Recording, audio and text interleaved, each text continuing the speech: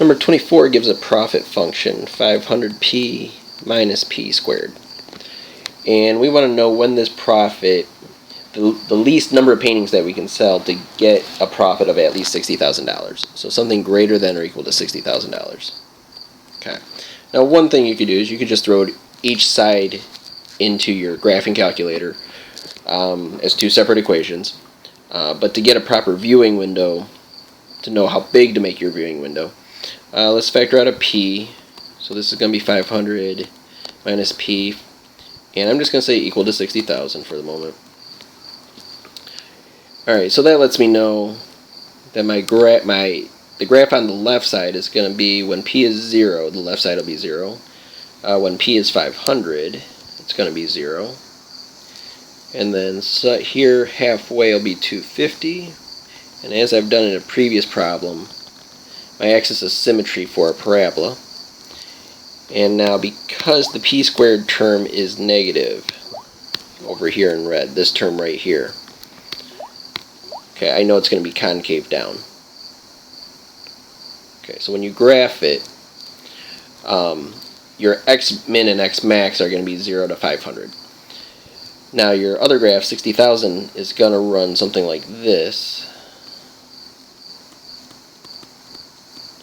Alright, so for x min, you're going to set it at like 0. For x max, put it at, say, 500.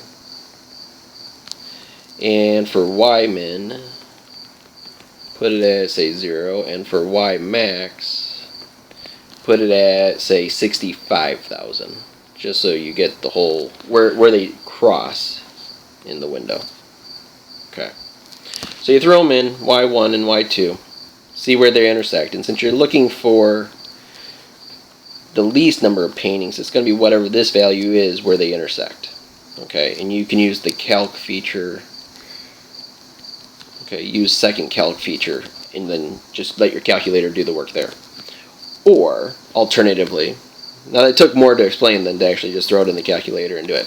But alternatively, if you just do the algebra on it, and if you just use the original form with an equal sign, I'm going to move everything to one side.